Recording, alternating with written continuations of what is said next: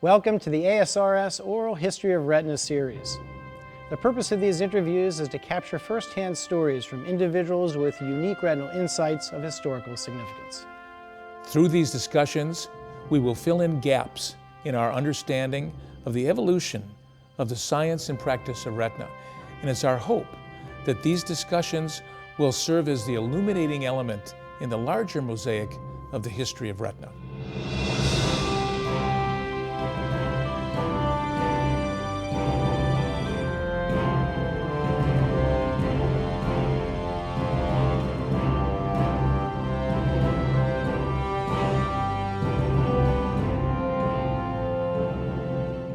In the world of retina, there are few stories as unique as that of the Berrocals, a multi-generational retina tour de force with a legacy that goes back to the early days of our field. It is my honor to be joined today by Dr. Maria Berrocal, Director of Berrocal and Associates in San Juan, Puerto Rico, who will share a fascinating window into the history of retina through her unique upbringing and how that has impacted and inspired her remarkable professional journey. She is the eldest daughter of the late Jose Berrocal, an internationally renowned retina pioneer who was the first retina specialist in Puerto Rico and the Caribbean, and was the first retina fellow at the Bascom-Palmer Eye Institute with Dr. Edward Norton. Maria and her sister Adina, a world-renowned retina surgeon in her own right, grew up assisting in their father's clinic, where they mingled with a who's who of retina giants and witnessed the evolution of retina from scleral buckles to the development of laser photocoagulation, fluorescein angiography, OCT, vitrectomy, and the merge to microincisional surgery. Dr. Berrocal received her medical degree from the University of Illinois and completed her ophthalmology training at the University of Puerto Rico. She completed her medical and surgical retinal fellowships at the New York Hospital Cornell University with a medical retina fellowship with Dr. Gass at the Bascom-Palmer Eye Institute, where she received the prestigious Heed Fellow Award. She is a stellar surgeon who has focused extensively on innovating new techniques and approaches to complex ocular disease.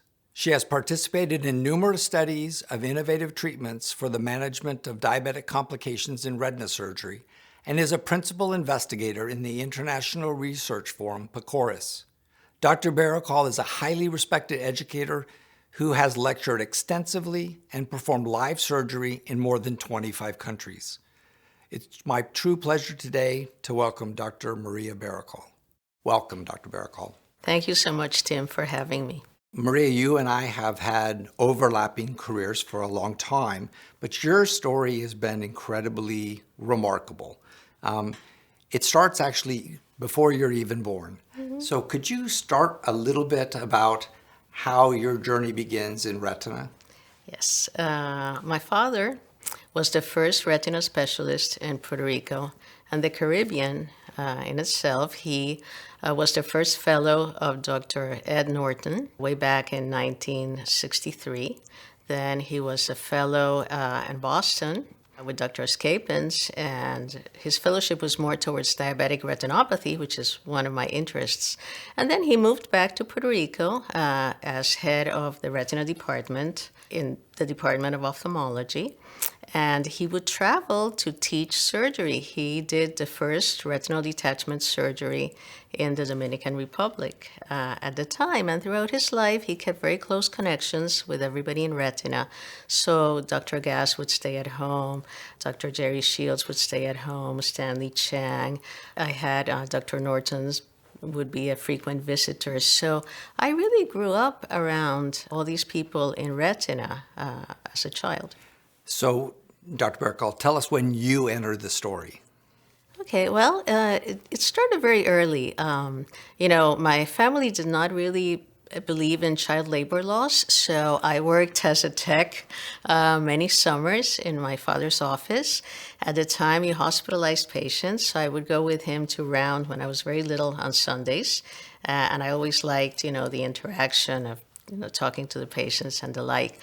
And my dad bought, this mask, and he would get dog eyes from the pound, and we would put them in the mask with a speculum, and we would practice doing removing cataracts and doing different things, cutting up the eyeballs, which was always a great thing to show to your friends when they would come home. With the eyeballs in the refrigerator, of course. Exactly. That's correct. So you kind of grow up in retina. You know the Shields and the Nortons and Gas. And so did you feel like that was inevitable, that you would go to medical school and become a physician and go into retina? Well, actually, I wasn't. I was a little bit of a rebel. I was the most rebellious one in my family, as from the perspective of my mother. I was a chess player growing up. I painted. I loved to cook. And my brother was, I was in Model UN, and I loved debate. So I studied politics and philosophy. Those were my majors. And I thought about what to do, but I really did not like law. I thought reading all those horrible cases all day long, was really boring. And I really liked helping people. So, and being in one-to-one relationships with people, I thought about, joining the Peace Corps, except that they build houses and I'm totally inept in that I don't have those talents. So I thought about going to medical school. So I went to medical school in Illinois, in the Midwest. I had never been so cold in my life. It was terribly frigid. At the time, although there were a number of women in my class, we were still treated as second-class citizens. And this was, I went to med school in 1982 to 1986. But I always resisted going into ophthalmology because I didn't want to do it by default. But I did the rotation with this wonderful ophthalmologist, general ophthalmologist there, and I loved it. And he was the nicest man. It really has to do with how nice the person you do rotations with and what you end up doing. So I applied to ophthalmology, and the rest is history. Take me from medical school into your residency, and then from your residency to your fellowship. My last year in medical school, I spent 2 months at Bert Glazer's lab at Johns Hopkins. And it was wonderful because at the time we were working trying to come up with anti-VEGF, with VEGF. And it was a very exciting time. Everybody in the lab was, it was a very vibrant place, I have to say. And that really sort of cemented the fact that I really wanted to go into ophthalmology. I did other rotations, dermatology, something I liked, but then I didn't like the patients. They were so focused on these minor imperfections that I thought it would be much more rewarding for me to go into ophthalmology. So I did my residency in Puerto Rico in ophthalmology, which was great because at the time, all of the patients without insurance went to the medical center. So I did around 500 cataracts by the time that I finished. But I still loved retina. It was what I liked the most. I thought nothing compares to being able to see pathology directly, where you actually can't do it anywhere else in the body to see vessels. I applied to a retina fellowship, and I was really, really fortunate because this was 1992. I was a fellow at Cornell with Dr. Coleman, Dr. Stanley Chang, and Dr. Harvey Linkoff. And it was fabulous to be at the right place at the right time. Dr. Iannuzzi, we would spend some time with him, and he had come up with ICG, was starting, and Stanley was developing. They had just developed some of the perfluorocarbon gases. We used them all, off-label with special consents, and the perfluorocarbon liquids. So I was at this transition point, which was just priceless. We were in the OR twice a week, from 7 in the morning until 2 or 4 in the morning. Stanley had the ability to fall asleep instantly between cases while I closed, so it was always would be who wakes him up, for the next case. But they were just wonderful, wonderful, wonderful times. And I just loved surgery. And then you and I also have overlapped a little bit because you had some time at Bascom Palmer, which is interesting because that's where your dad started. And so tell us a little bit about that. Yes, I was very fortunate because I was the Gass Fellow with Dr. Donald Gass, who is just a wonderful, brilliant human being. He was a great human being and a wonderful, wonderful clinician. You know, he had this power of recall and to describe pathologies. He kept his slides and would go back to look at them whenever he saw something that could be similar. That's how he described, so many diseases. But our history, he has a daughter my same age. So when I was 10, I spent a few weeks in his house in Key Biscayne. We used to ride bikes all the way to Miami in the bridge, and then she came and spent some time at home. So I was close to a lot of the children in ophthalmology, like Dr. Norton's kids, Dr. Wetzig's kids who spent some time at home. But being with Dr. Gass was really fascinating because you really realize how you need to, the power of observation is just so important in what we do. And I have tried to carry that out when I'm thinking about pathologies, particularly, when I do a lot of diabetic cases. They're all different. That is the beauty of diabetic pathology. I'm always amazed with Dr. Gass of his ability to see things that no one else could see. And then when we had OCT available to us, suddenly we're appreciating what Dr. Gass saw. But Dr. Gass told me a really important lesson besides that, and he did it all with a ruby lens, by the way. But they were doing the macular hole trials, which was observation or surgery at the time. This is 1993. And a patient came in, she had a macular hole in one eye, she was in her 50s, she was randomized to observation, and at that time, Kellyanne Wendell had just started doing surgery, and Bill Smitty was started doing them in Bascom Palmer. And Dr. Gass pulled the patient out of the study. He said, listen, we know what the natural history of this is. You're not going to be able to drive or do anything. You're going to end up 2,400. So I think you should get surgery. And everybody was very upset at him, everybody from the study.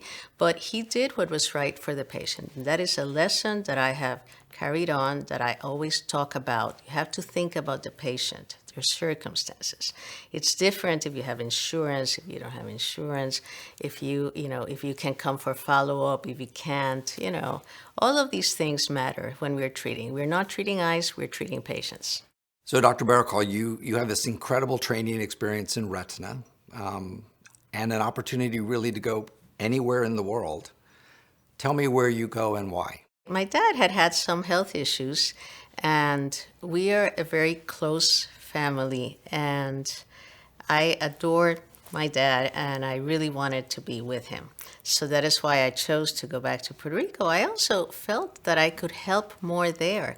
At the time, a lot of the bad diabetics were sent to Stanley from Puerto Rico, so my contributions, I felt, would be more significant there. I could help my people more. And it was wonderful working with my dad in his office. And my dad was a feminist. He told me, you're smart, you have to get a career. I don't want you to ever depend on a man for anything. If you marry the wrong guy, kick him in the butt, and that really resonated in me forever. And he basically let me do whatever I wanted. He was always trying to be in the latest advances. So he truly enjoyed, being in the operating room with me. We used to operate on Saturdays, and we would have he would have an OR, I would have the other one. I learned a lot about scleral buckles. I learned a lot about pathologies. Whenever I didn't know what something was, he knew. So it was really priceless. I never believed in what people say that about work-life balance, because work is your life, is part of your life. It's not like you start living the moment you leave the office. So, with my dad, he would do his slides at home, we would help them, and that's what I do. At home, the kids would be doing homework, my husband was reading journals, I was working on slides or whatever, and we were all together at this. So I always took my job home. because I'd rather be home with them working in my computer than being in the office without them. I think it's nice to involve your children in your work because your work is part of your life. What do you think are some of the most incredible advances that have impacted your patients and how you care for them? I think wide-angle viewing systems, the gases, long-acting gases, heavy liquids, VEGF, anti-VEGFs, and small gauge vitrectomies, and now heads-up surgery. I'm an older surgeon. I've been doing surgery for over 30 years, and my neck would kill me at the end of the day. And since I do heads-up, it will lengthen the time that I will be a productive surgeon most likely. And all those things, better visualization are key.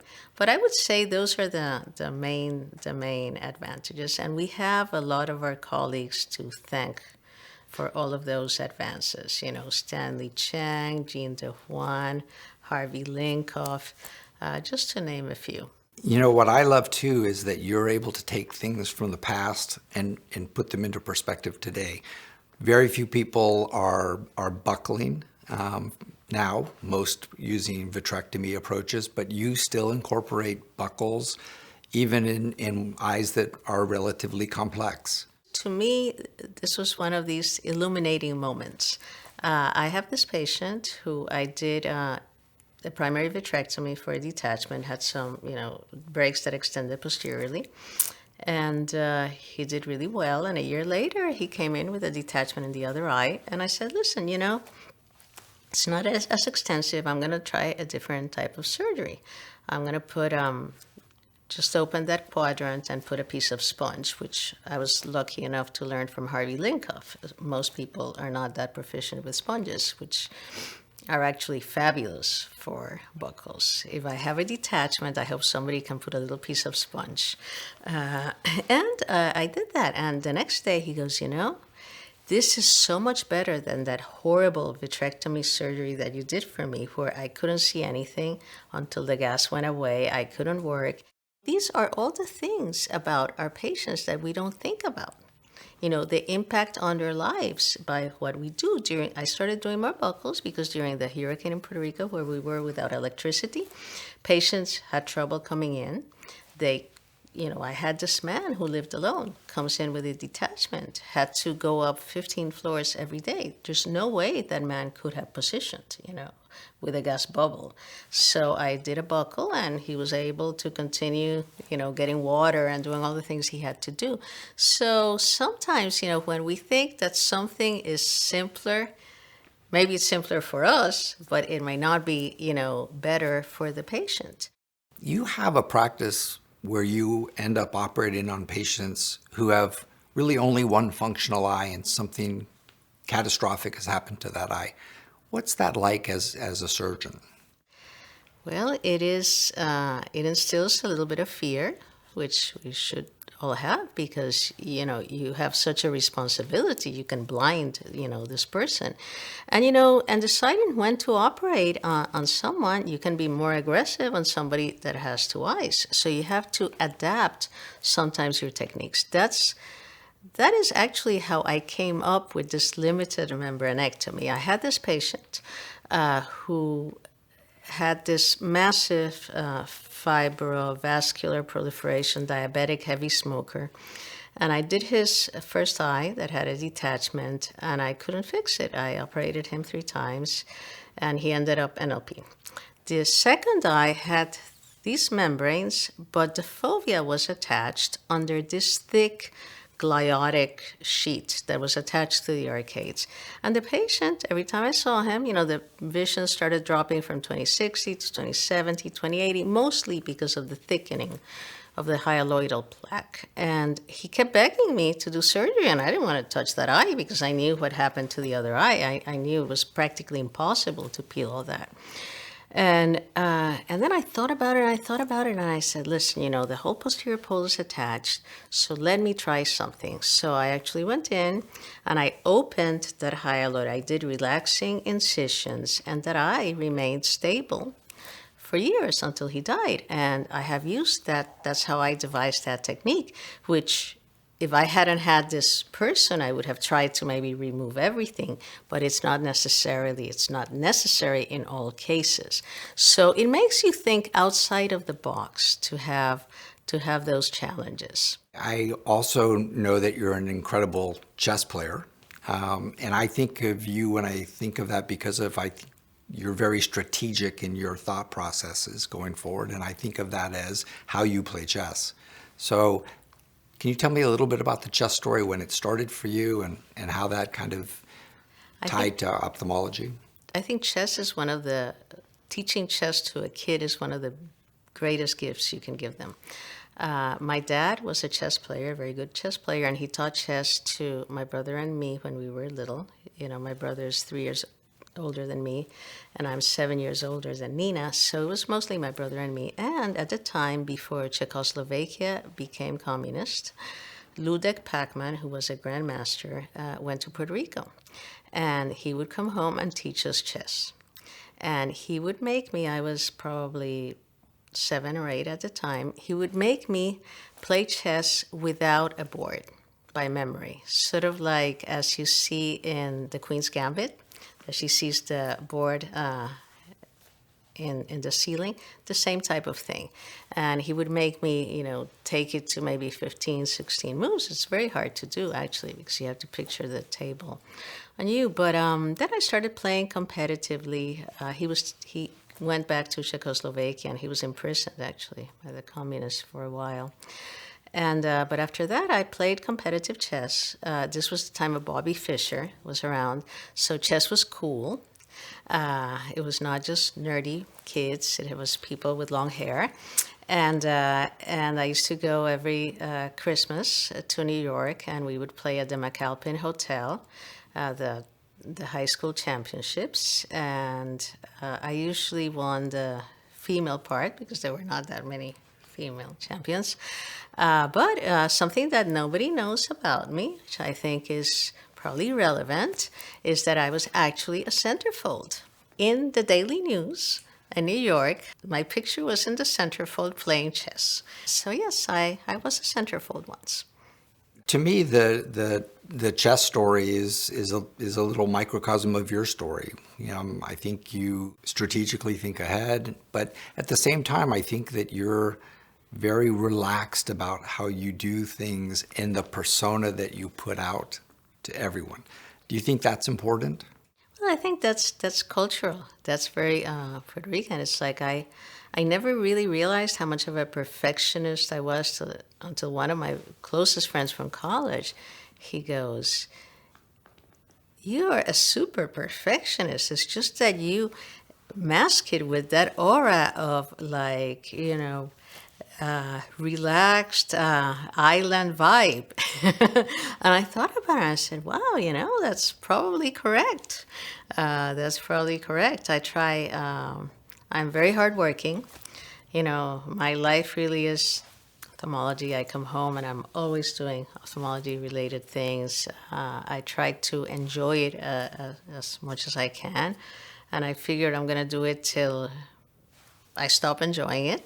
My kids joke whenever my husband talks about retiring, my kids start laughing because mother's never going to retire. She's going to die in the office. Who knows? But the beauty of retina and what we do is the many different layers that it has. It's like we can see patients, we can do medical retina, we can do surgical retina. We can, you see a lot of surgeons that when they get older, they just do medical retina only. We can lecture, we can teach, we can travel, we can write papers, we can work with industry. There's so many options that we have, and I think that's what makes it so vibrant and exciting. And I think the ASRS has really been instrumental in that. You see, I remember when the first meeting happened, that it was in the Virgin Islands on a boat. I thought that was so cool. Unfortunately, we were too large to be on a sailboat anymore, but I thought that having a society that was inclusive, that was at the forefront of everything, because it was started by these, retina cowboys, right? Who wanted to do something different. We had the Retina Society, which was more traditional, Boston, Scapins. Then we had the Macular Society, which was more medical. And here, was this society of, breaking all boundaries. And now is the most powerful society that we have. And with numbers comes power, political power, and the ability for us to make changes in government, changes in policy, changes for our patients, and that is remarkable. And I think ASRS also has benefited by its diversity, and you've mentioned the inclusiveness, but really it's the society, I think, that I've seen more women move forward faster.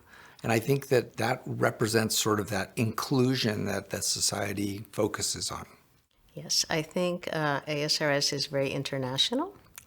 Even though it's American society, you go to every meeting, and it is sort of like the meeting that international retina specialists go to. It allows for participation of everyone, and I think that is its true strength. I agree with you how remarkable it is to have a society that has grown so rapidly, been so inclusive. You think about it in some of the major advances that we've talked about here and talked about at the ASRS, they're a little slower to get to some of the other societies. And I think that's one of the unique advantages of this society for our members. So if you were to leave young women coming into medicine in particular, a piece of advice that you think would be helpful, what would that be?